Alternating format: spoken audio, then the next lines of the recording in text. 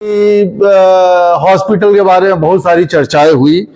देखिए दोस्तों, सबसे बड़ी जो चीज है कि कोई भी व्यवस्था अगर बिगड़ी हुई है तो उसको पटरी पर लाने के लिए काफी संघर्ष करना पड़ता है और उत्तेजना से कुछ नहीं होने वाला है। उत्तेजित होके कुछ नहीं होने वाला। हर चीज कायदे से एक सुनियोजित ढंग से अगर हम करेंगे तो हम कामयाब होंगे, अदरवाइज हम कहीं के नहीं रहेंगे। समझ रहे हैं ना? मैं बताऊं आपको, मैं जेलों पे रहता हूं। मैं अक्सर जब अपने घर से निकलता हूं लोकोफिल टहलने के लिए तो देखता हूं कि वो डॉक्टर नंद किशोर वाली जो लाइन है, उस लाइन में डॉक्टर फहीम है, डॉक्टर पॉल है, और कौन कौन लोग नहीं है, मैं नाम नहीं गिना सकता। उनके घरों पे हमारे ही साथी यहां पर भी तमाम लोग ऐसे बैठे हुए हैं जिनको मैं देखता हूं आज आके घरवा पे दिखाते हैं। क्यों दिखाते हैं? फीस दे के दिखाते हैं। और जानते हैं हमारे अंदर काफी आक्रोश हुआ करता है कि ये लोग क्यों आके पैसा दे के फीस दिखाते हैं। तो सवाल ये उठता है कि एक दिन मेरे मन में आया कि क्यों ना ऐसा करें कि हम लोग 50 आदमी जाके वीडियो कैमरा वैमरा लाके और जितने लोग खड़े हैं और डॉक्टर सबका जो है वीडियोग्राफी करा के अखबार में दे दे। लेकिन फिर मन में आया कि अगर अखबार में दे देंगे तो जो बेचारे यहां पैसा दे के दिखाना अच्छा समझते वही हमको गाली देंगे कि लीजिए साहब, एक जो रास्ता था इलाज का वो बंद कर दिया। सही कह रहे हैं ना? तो देखिए दोस्तों, हकीकत क्या है, कहीं ना कहीं कोर हमारी दबी हुई है। मैं बताऊं आपको, हॉस्पिटल प्रशासन के खिलाफ तमाम आरटीआई करके इंफॉर्मेशन लेने वाला बहुत सारे लोग हैं पूर्वोत्तर रेलवे में। किसी ने जुर्रत नहीं की। अगर किसी ने जुर्रत किया तो वो अमीर रमन था कि हॉस्पिटल के नाक को दम कर दिया। मैंने सारा इंफॉर्मेशन मैंने लिया कि आपके पास रिम्बर्समेंट के कितने केसेस पड़े हुए हैं, कौन उसके लिए जवाबदेह है, कौन केस कितना साल पुराना है। समझ रहे ना?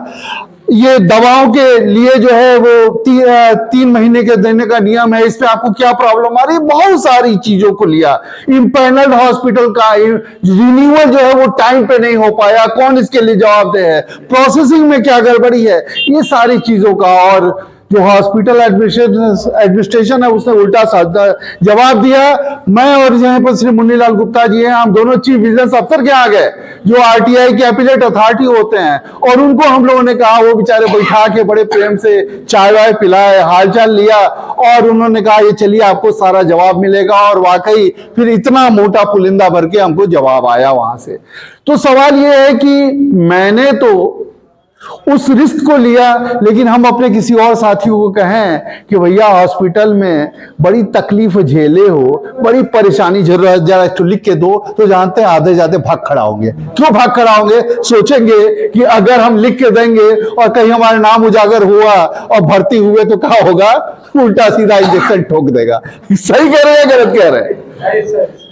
जो सच्चाई है, व्यवहारिक चीज है, उस चीज पे भी चिंतन करना जरूरी है।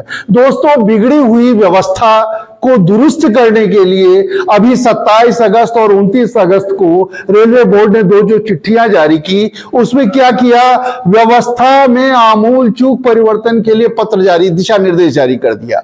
क्या अभी क्या होता था, हॉस्पिटल में 2 घंटे के लिए डॉक्टर आते थे, उसके बाद गायब हो जाते थे, फिर शाम को 4 बजे आते थे, आधा घंटा देखते थे, गायब हो जाते थे। सही कह रहे हैं, गलत कह रहे हैं? आज के डेट में रेलवे बोर्ड ने चिट्ठी जारी किया, और रेलवे बोर्ड ने जब चिट्ठी जारी किया तो हमने भी दबाव डाला, हमने भी चिट्ठी लिखा कि इसका अनुपालन होना चाहिए। तो लोकल प्रशासन ने हॉस्पिटल को उससे चिट्ठी जारी किया कि आइंदा हॉस्पिटल 8:30 बजे से लेके और 3 बजे तक चलेगा, और 3 बजे से लेके 4 बजे तक टेली कंसल्टेंसी होगी, और बीच में लंच सिर्फ आधे घंटे का होगा। गोंडा से हम समाचार आया है, साहब ये आपने क्या करवा दिया। हमने कहा क्या करवा दिया? अरे भैया 3 घंटे के लिए लोग मरीज को देखते थे, अब कम से कम एक टाइम का निर्धारण तो हुआ। अब सवाल यह है कि एक ऑर्डर हुआ, हम लोगों ने संघर्ष किया, एक ऑर्डर हुआ, ऑर्डर के इंप्लीमेंटेशन की बात है। सही है? अब तक हम क्या होता था, अपना कार्ड लेके जाते थे, लखनऊ डिवीजन के किसी हॉस्पिटल वाला कहता था भैया तुम्हारा गोरखपुर का कार्ड हम देखवे नहीं करेंगे। अब क्या हुआ, उस पे रेलवे बोर्ड ने अभी जो चिट्ठी जारी किया है, सीएमडी ने भी जारी किया है कि साहब यूएमआईडी कार्ड जो इंडियन रेलवेज का हो गया। अब कहीं का कहीं दिखा सकते हैं। रेफरल के लिए क्या कहा गया कि पहले मेदांता लिखा जाता था है और बत्रा लिखा जाता था, मेदांता बत्रा नहीं लिखा जाएगा refer to any empanelled hospital all over India. पूरे देश में किसी भी इंपैनल हॉस्पिटल में इलाज करा लीजिए। तो ये सब जो दिशा निर्देश जारी हुआ, क्या सोच रहे हैं कि अपने मने जो है रेलवे बोर्ड ने जारी कर दिया? नहीं, इसके पीछे एक बहुत बड़ा संघर्ष है, इसके पीछे बहुत बड़ी एक एडवोकेसी है, इसके पीछे तमाम लिखंत पढ़ंत है, समझ रहे ना। भारत पेंशनर समाज से, पूर्वोत्तर रेलवे पेंशनर एसोसिएशन से, सबका है, आप लोग को नहीं पता है, लेकिन इसके बाद ये सारे आदेश जारी हुए हैं। अब सवाल